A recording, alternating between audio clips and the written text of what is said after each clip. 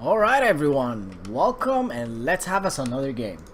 So guys, in this game I'm leading the High Elves and I'm facing off against the Greenskins led by Slade X, one of the top players on the ladder and I think not the one of the best Greenskins player I've ever seen. So guys, I think sit back and enjoy the game with me. So for my army, I've got me 2 White Lines of Trace, 4 Spearmen, one of them being the Regiments of Renown, the Scions of Mathlanan or whatever. 2 Sisters of Everlorn, one of them being the Regiment of Renown, the Everqueen's Court Guard, that gives increased Winds of Magic recharge rate, which is an awesome thing when you accompany it with my Lord Ilariel the Radiant. She's got all her abilities: Arcane Unforging, Earthblood, Arcane Conduit, the Stave, and Star of Everlorn, which give, one of them gives healing, the other one gives recharge rate for your Winds of Magic.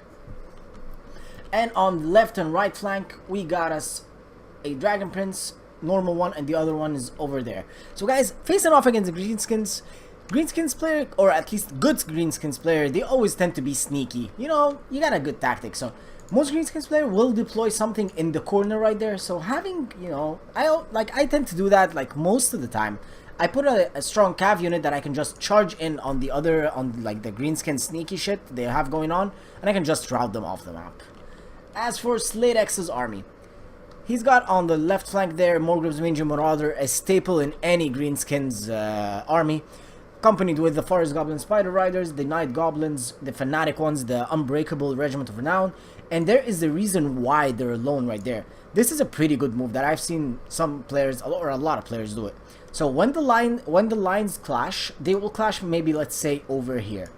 What these guys will do, they will send in their fanatics, like, you know, the twirling Dowie, like the goblins holding Dowie chain balls, and then they just throw it down the line. They do a lot of good damage. So yeah, at the end, it's a very good trade-off to put them a little bit to the side like this.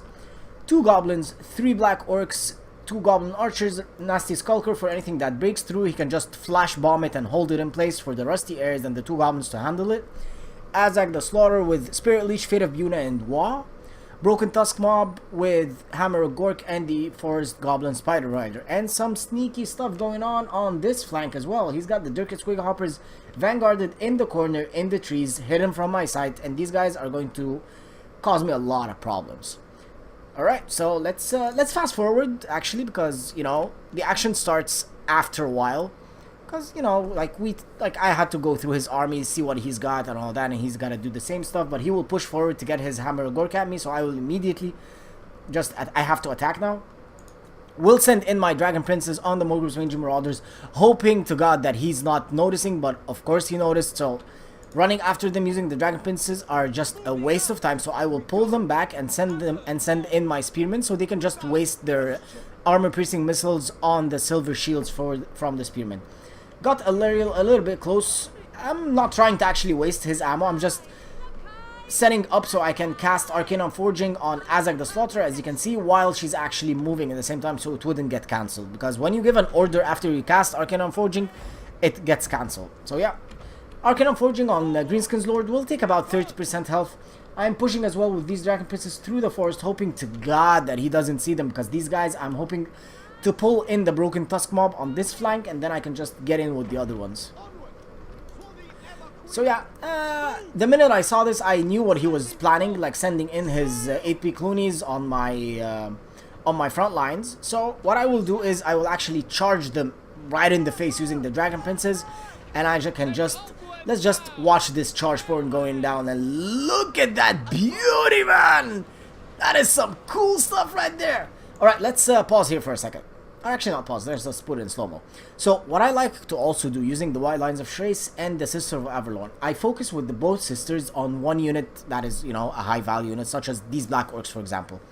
And then, when I notice that he's giving an order, I pull back my White Lines of Trace, or whatever unit is going to attack them. I pull them back, where the Sister of Everlorn can keep just doing damage to the Black Orcs on their own. Dragon Princes on the other side just getting, you know, surrounded by the Forest Goblin Spider Riders with the Goblins and the Night Goblins. So this is actually not a very good trade-off for the Dragon Princes. Now they're locked in combat, will not be able to get out. So I'll just have to, like, you know, bear with it and let them deal the damage they have to. So yeah, let's continue. So as you can see, yeah, now I'm getting in the charge from the White Lines of Trace. I gave them the order, and they're going to attack at 50% Black Orcs, better than 100%. But, you know, they got beat up from the rear using the Sister of Avalon. And now he casted a Fate of Yuna on my Sister of Avalon. Pretty good cast as well, but he should have casted it on the other one. But yeah, the other one's being focused by the Hammer of Gork, so it makes sense that he cast it on these guys.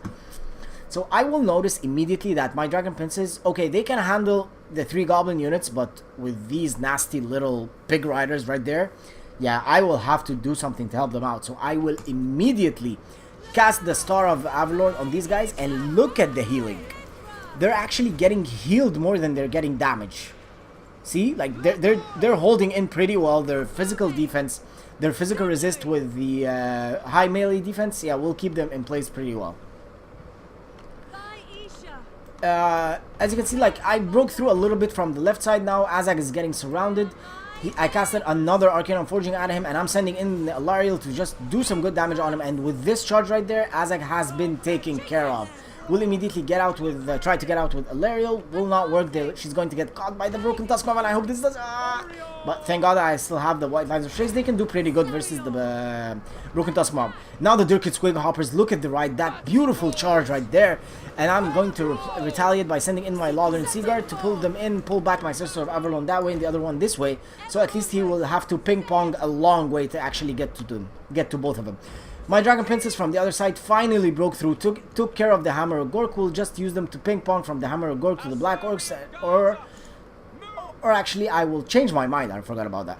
I will change my mind and I will send them in to free up these Dragon Princes, because they have been wasted all game. Just this is only 1,000 worth of units, so yeah. And I'm taking care of Azag at the moment as well. I hope he dies there. I think he dies, right? Yep. There we go. Azag has been killed. That's a minus, a big negative to the leadership. Still, the Dirkit Squig Hoppers are being nasty little goblin shits, just ping-ponging from one unit to the other, doing whatever they can. So right now, it's looking good for me with Azag dying, but I have no units.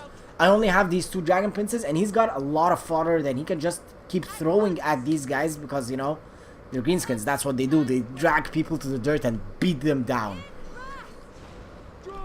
And now finally I can pull out my Dragon Princes, and they can just start ping-ponging from one unit to the other, from one unit to the other. Send in Alariel on the Dirkit Squig Hoppers with the help of the Lothern Seaguard. Hopefully I can take care of them, but still he is microing them intensively. Finally he's going to charge these 7 Everqueen Court Guards, and they will finally break, because, you know, they're only 7, so it makes sense. Broken Tusk Mob got caught by the Spearmen. Finally, with the help of these guys, they will finally rout, and I'm trying to break them because I don't want anything to get into my back lines.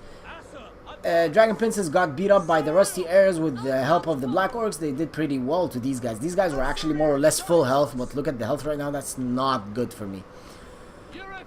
So yeah, just taking care of the Rusty Heirs. I will start ping-ponging right now, going from one unit to the other, back here, over there, and just, you know, doing what Cav, like, high charge Cav, like Shock Cav, that's its name, that's the name.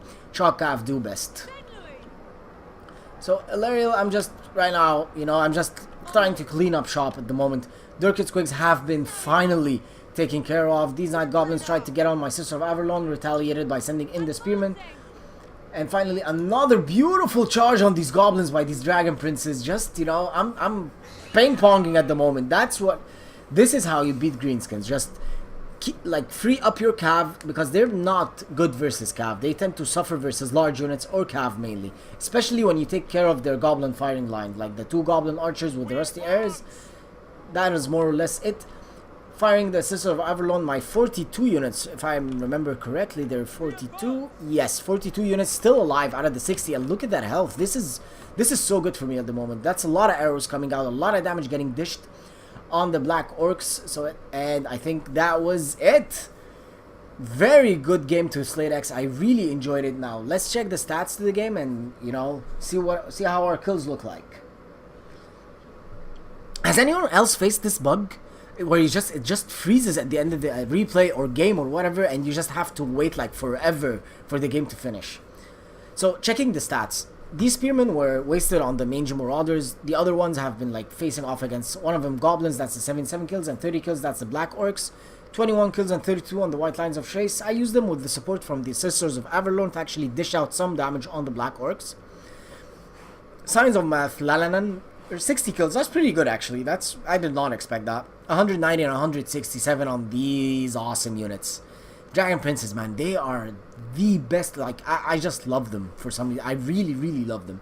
And you'll ask me, why didn't you get the Regiment of Renown? I'm like, Regiment of Renown versus Greenskins, already my anti-large units are a lot of Spearmen, and the Sisters of Avalon can dish out some good damage to single entity large units. That's why I don't get them. These Dragon Princes, I use them versus infantry mostly.